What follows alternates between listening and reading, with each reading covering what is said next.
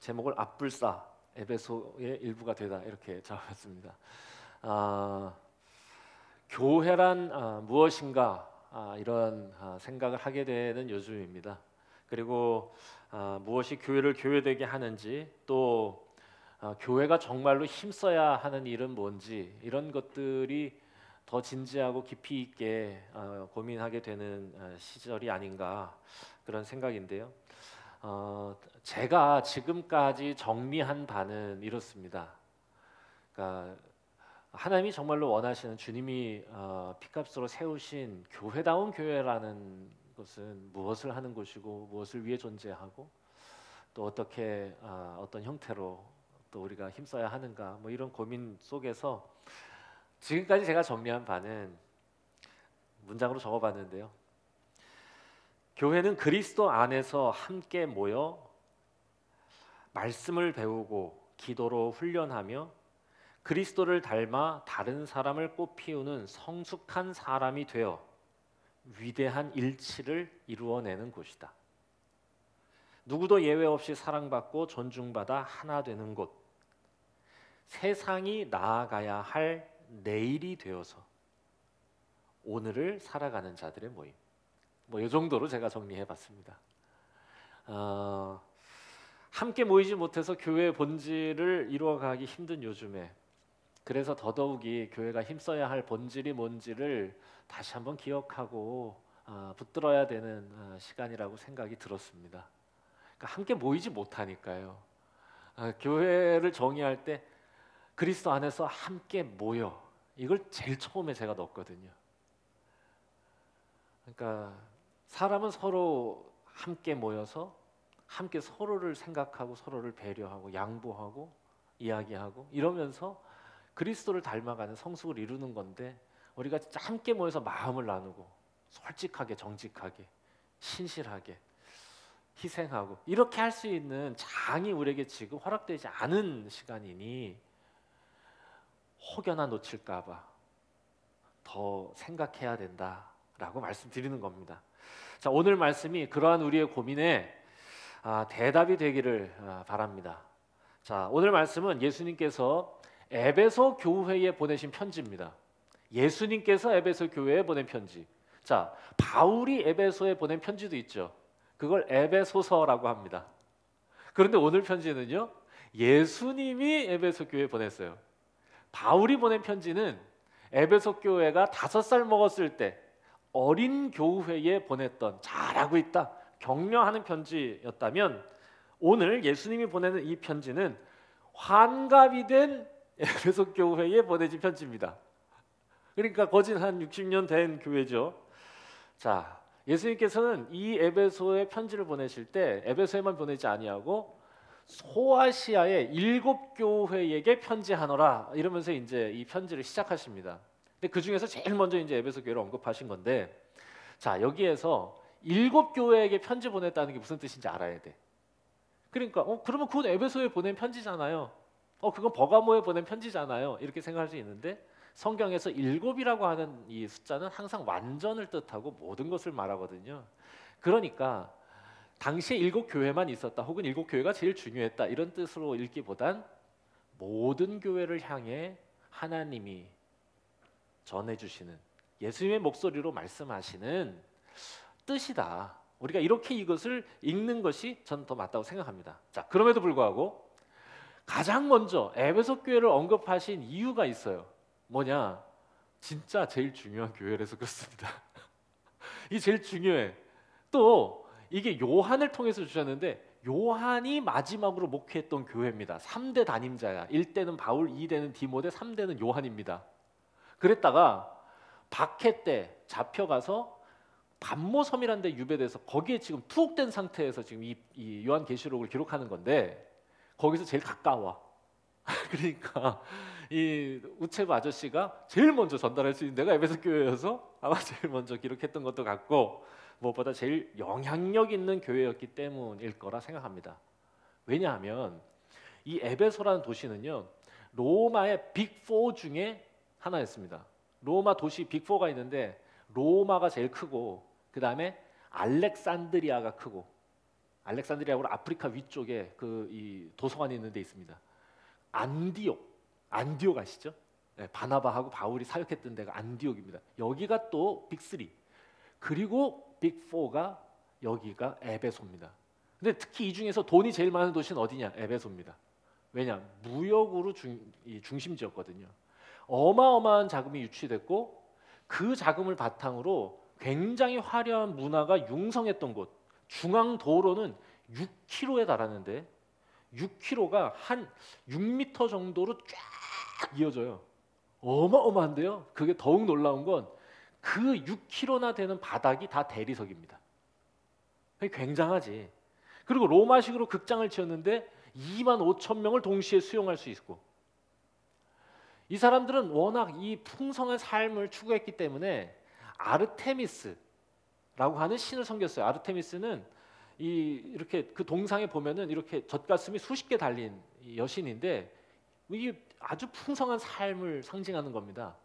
이 아르테미스를 로마식으로 말하면 다이아나라고 합니다. 그러니까 다이애나라고 하는 그 이름이 그 아르테미스 풍요의 신을 상징하는 거다. 그러니까 그 아르테미스 신전, 가장 화려한 신전이 있었던 곳, 그리고 그곳에 황제 숭배가 가장 화려하게 융성했던 곳이 바로 에베소다.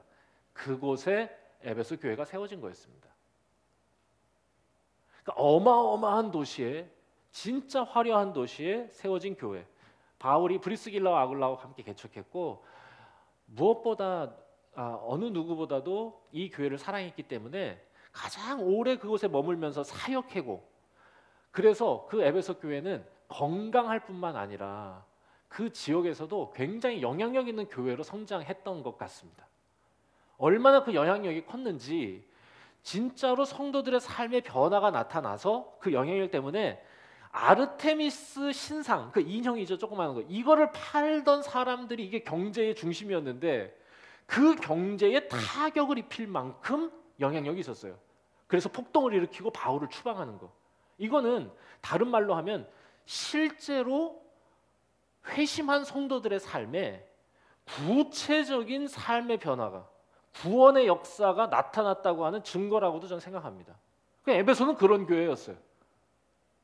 그러니까 그냥 큰 도시에 세워진 도심형 교회라는 의미를 넘어서 실제로 그 화려한 삶을 영유하고 누릴 수 있는 지역에 있는 사람들이 회심하면서 아르테미스 대신에 정말로 예수 그리스도를 고백하고 자신의 삶 속에서 주가 원하시는 아름다운 구원의 역사를 이루어내던 사람들이다. 그리고 바울을 예루살렘으로 파송하면서 막 눈물로 기도하면서 파송했던 사람들이에요. 정말 그야말로 이 어릴 적 에베소 교회는 교회다운 교회였다고 할 수 있습니다. 자, 그로부터 수십 년이 지난 오늘 예수님이 그 에베소 교회에 오늘 편지하는 겁니다. 진짜 대단한 교회였거든요. 기가 막힌 교회죠. 그러니까 지금 우리는 바울이 보낸 에베소 교회, 바울이 편지를 보냈던 그 에베소 교회 같은 지금 상황이라고 저는 생각해요. 우리가 지금 그 상황이야.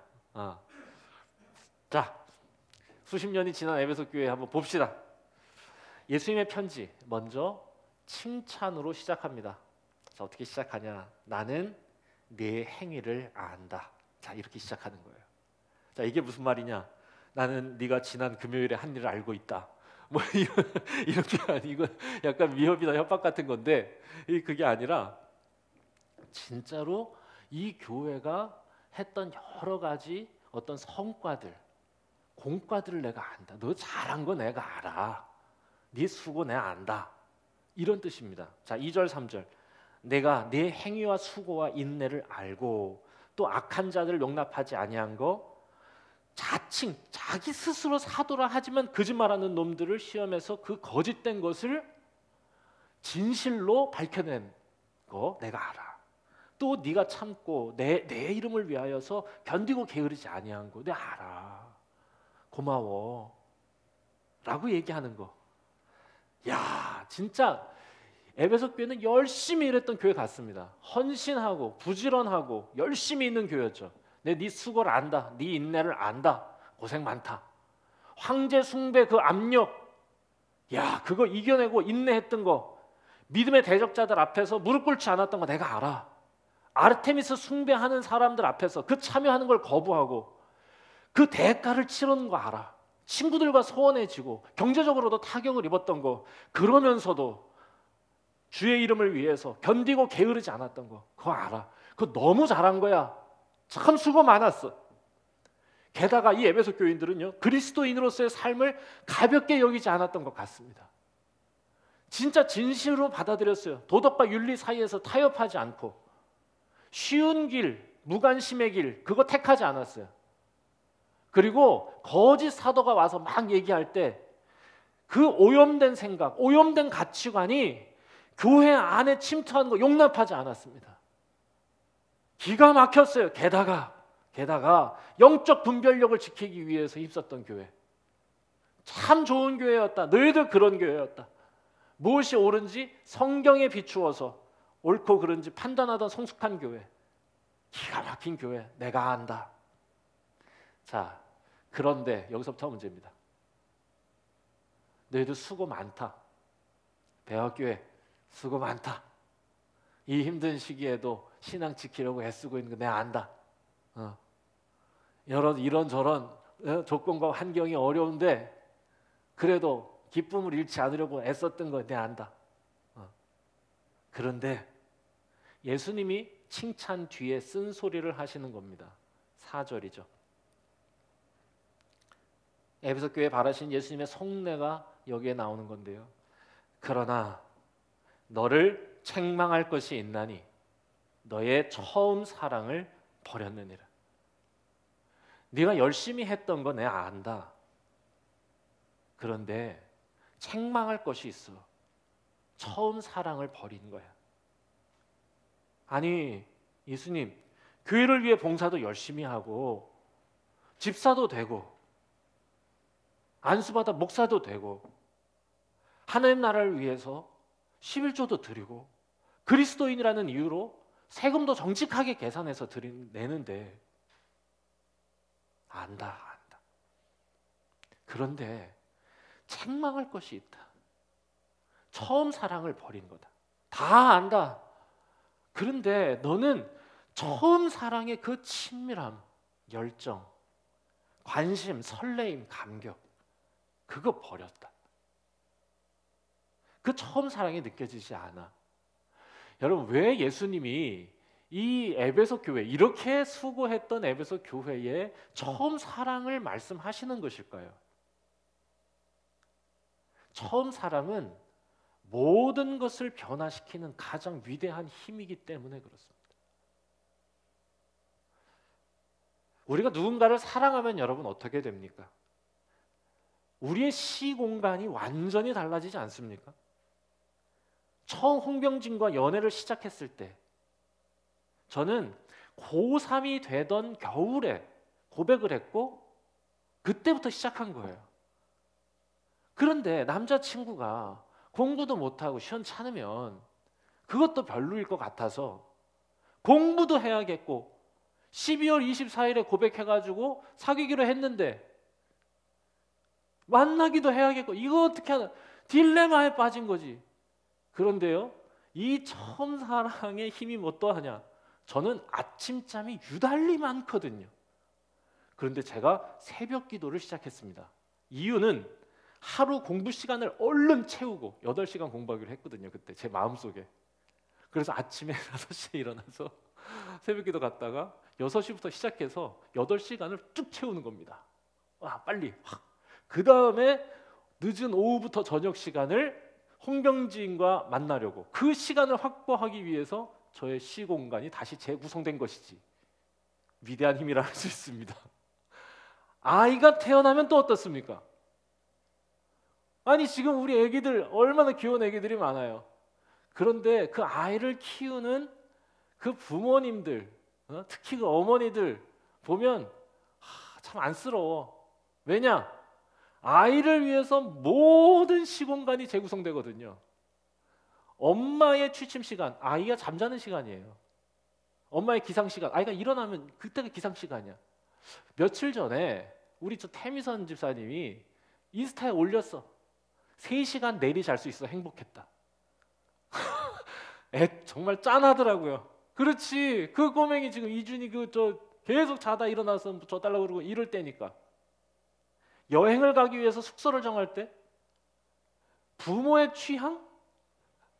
온데간데 없이 사라져요. 그때부터 뭐가 제일 중요해지느냐? 아기가 놀 수 있는 수영장의 유무가 중요합니다. 수영장이 있냐 없냐 이게 중요해. 처음 예수님을 진심으로 믿고 사랑하게 되었을 때도 여러분 우리 마찬가지 아니었습니까? 우리는 오래도록 신앙생활 하신 분들이 제법 많잖아요. 여러분들은 언제 모태신앙이었다 하더라도 예수님을 진심으로 믿고 사랑하게 되는 순간들이 있었잖아요. 저는 군대에서 교육관 골방에 혼자 남아서 로마서를 읽다가 예수님의 은혜와 사랑이 이해되고 믿어지는 순간이 있었어요. 처음이었어 진짜 내 인생에. 그래서 바닥에서 막 엉엉 소리내어서 울었던 기억이 생생합니다. 성경이 조금씩 이해가 되고 그거 알아갈 때마다 하나님의 마음이 보이는 것 같아서 막 감격스러웠던 게 그게 느껴져요. 교회가 저는 너무 좋았고, 그리고 틈만 나면 찬양 부르는 시간이 그렇게 행복할 수 없었어요.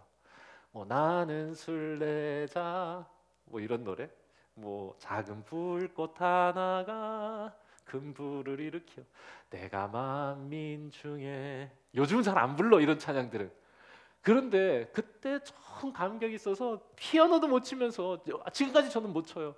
어설프게 코드 찍어가면서 틈만 나면 피아노 앞에 앉아서 그 찬양을 부르던 때가 생생합니다. 그 이전과 그 이후가 완전히 달라지게 하는 힘, 사랑. 사랑은 내가 의도하지 않더라도 나로 하여금 사랑하는 일을 위해서 살아가게 하는 신비입니다. 계획하고 의도하는 게 아니에요.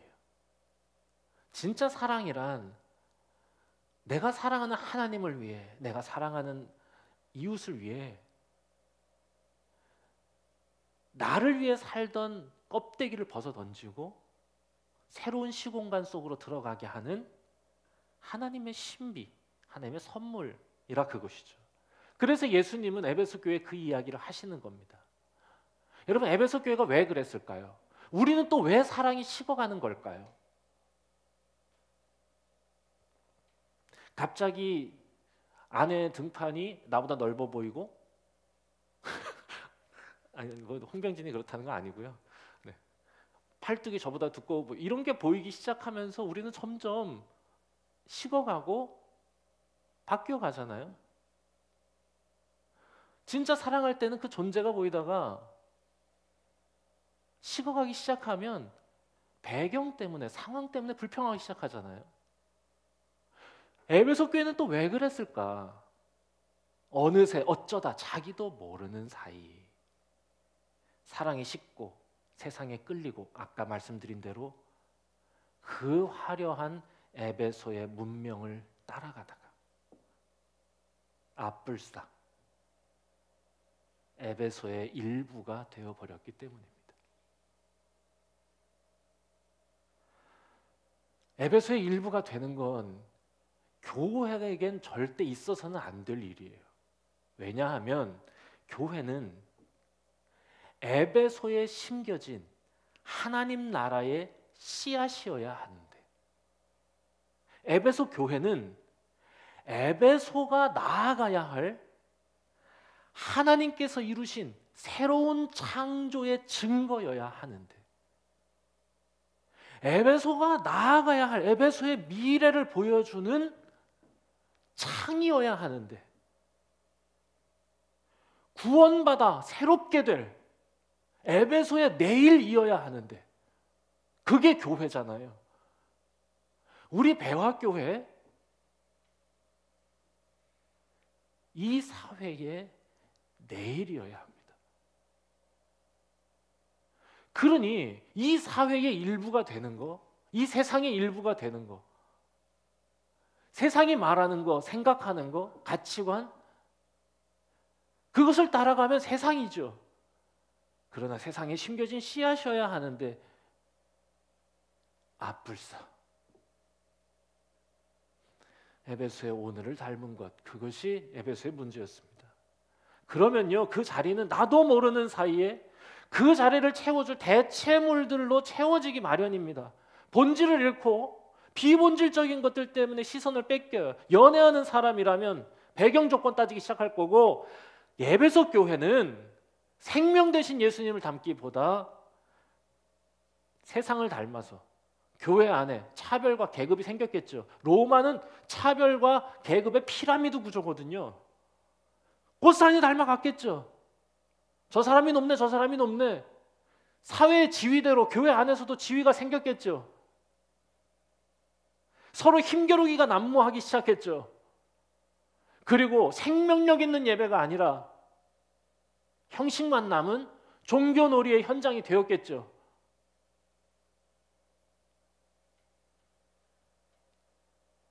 헌금 많이 하는 사람은 헌금 명단을 주의 깊게 보면서 우리 교회에서 헌금 내는 사람들의 명단을 머릿속에서 굴리고 있겠죠.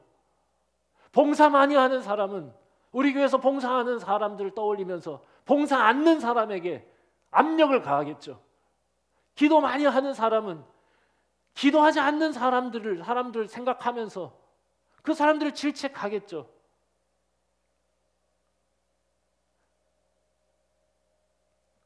있으나 마나한 교회가 되어가는 겁니다.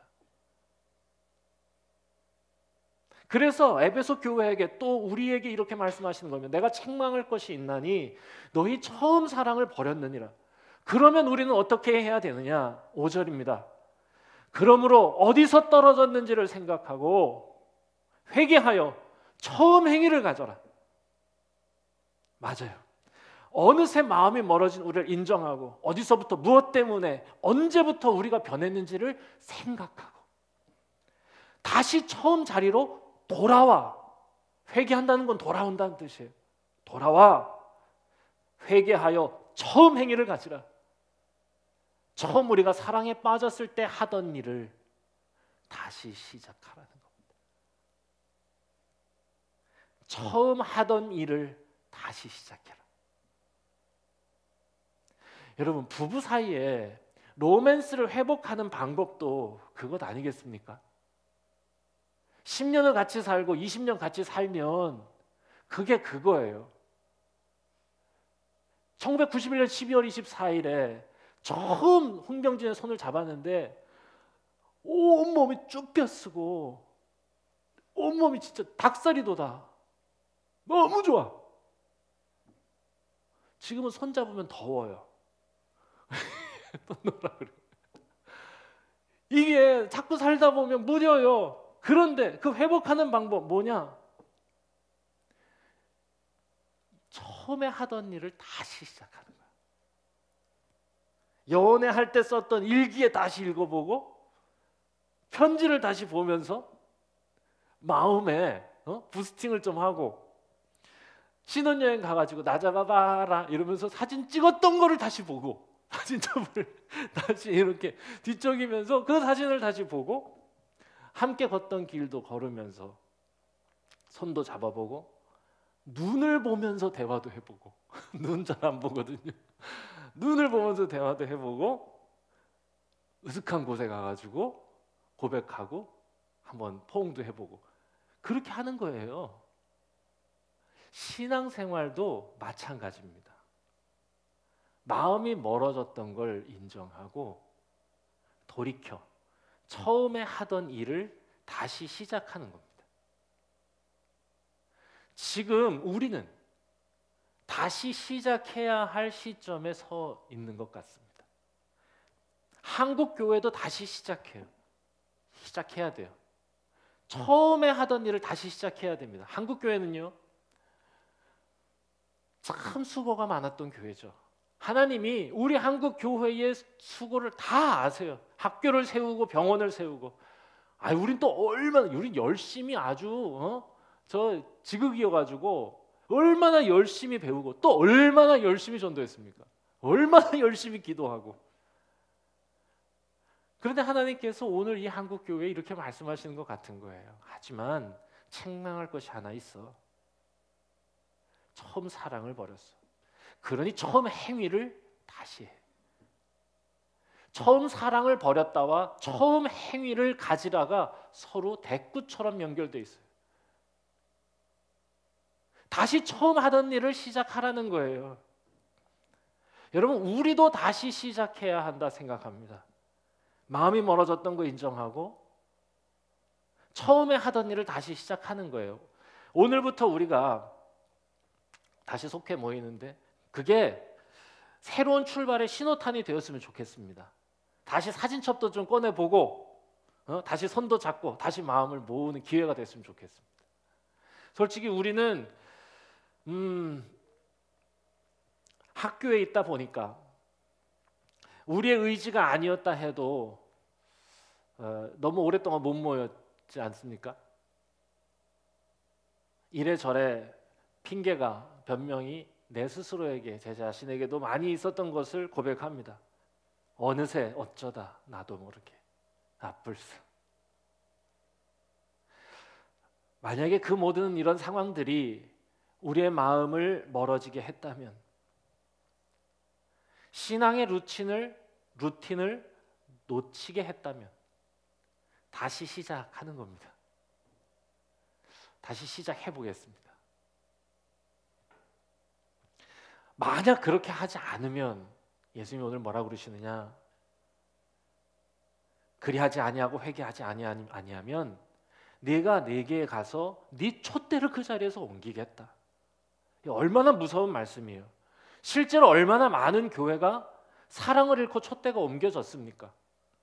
교회로서 외적 모습은 있는데 더 이상 어둠을 밝히는 빛이 되지 못하는 있으나 마나한 촛대가 또 얼마나 많습니까? 큰 건물, 넉넉한 재정, 우린 없어.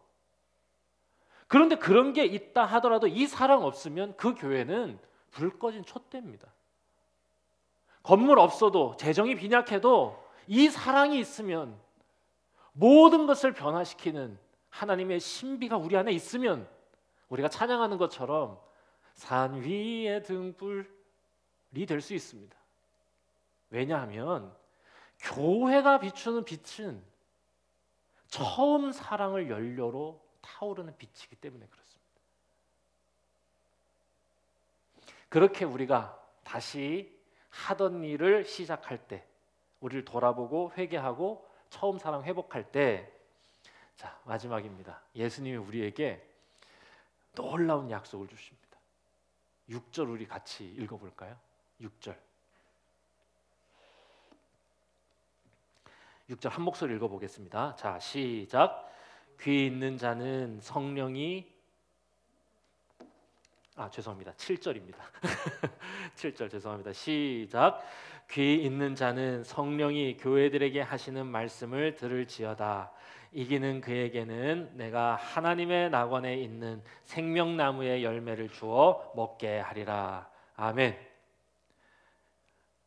그렇게 우리가 처음 일을 다시 시작할 때 여기에 기가 막힌 얘기를 하셔. 생명나무의 열매를 먹게 하시겠다. 이기는 자에게, 자, 낙원에 있는, 그 낙원이 뭐겠어요? 에덴 동산이겠죠. 에덴에 있던 그 생명나무 열매를 먹게 하겠다. 이야, 이 말씀을 읽는데요, 뭔가 아득해지는 느낌이 드는 거야. 왜냐? 이 생명나무는 처음에 창세기에서 선악과와 함께 에덴 동산 중앙에 있었던 나무야. 생명나무, 선악과가 있어. 그런데 이게 어떻게 되는 거냐? 선악과를 먹으면 죽어. 생명나무 열매를 먹으면 영원히 사는 거야. 야, 그러니까 이게 이렇게 같이 있었는데 그때 등장했다가 사라졌던, 온데간데 없이 사라졌어요. 그 생명나무가. 그랬다가 제일 마지막 책인 요한계시록에 다시 등장하는 거야. 예수님이 등장시키셨어요. 이 생명나무 먹으면 어떻게 되는지 창세기 3장 21절에서 하나님이 말씀하십니다. 여호와 하나님이 이르시되 내쫓으시면서 보라, 이 사람이 선악을 아는 일에 우리 중 하나같이 되었으니 그가 그의 손을 들어 생명나무의 열매도 먹고 영생할까 하노라. 그래서 범죄한 아담에게 영원한 생명을 허락하지 아니하시고 에덴에서 쫓아내신 거였어요. 그런데 그 하나님이 오늘 에베소 교회에 말씀하시면서 너희가 다시 그 처음 사랑을 회복하면 그러면 내가 너에게 생명나무의 열매를 주겠다. 아담에게 허락하지 않았던, 범죄한 아담에게 허락하지 않았던, 그러나 예수 그리스도를 믿고 그분의 은혜 가운데 씻기움을 받아 의롭고 선한 길을 따라가는, 사랑을 붙들고 주 앞으로 향하여 살아가는 너희들에게 내가 그 생명나무의 열매를 주겠다. 영원한 생명을 너희에게 주겠다. 여러분, 이보다 더 큰 은혜가 어디 있겠습니까? 이보다 더 큰 약속이 어디 있겠습니까? 부디 바라기는 교회가 무엇인지를 고민하게 되는 요즘, 그리고 다시 시작해야 한다는 마음을 다잡고 있는 요즘, 오늘 주시는 이 약속의 말씀을 붙들고 우리가 처음 사랑을 회복하고 생명나무의 열매를 먹게 되는 영원한 나라의 주인, 하나님 나라의 백성 우리가 되었으면 좋겠습니다. 마지막 절 다시 한번 제가 읽고 기도하겠습니다. 귀 있는 자는 성령이 교회들에게 하시는 말씀을 들을지어다. 이기는 그에게는 내가 하나님의 낙원에 있는 생명나무의 열매를 주어 먹게 하리라. 기도하겠습니다.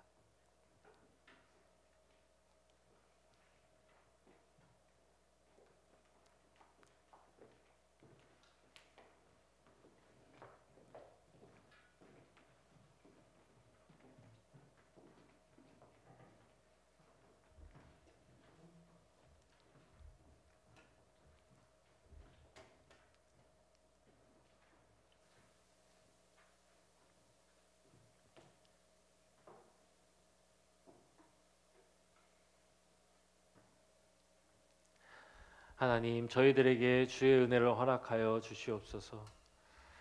주님 앞에 시간과 공간을 구별하여서 거룩하게 예배하는 주의 백성들, 한 사람 한 사람의 심령 위에, 또한 예배하는 그 가정 위에 주의 역사와 구원의 능력 허락하여 주시옵소서.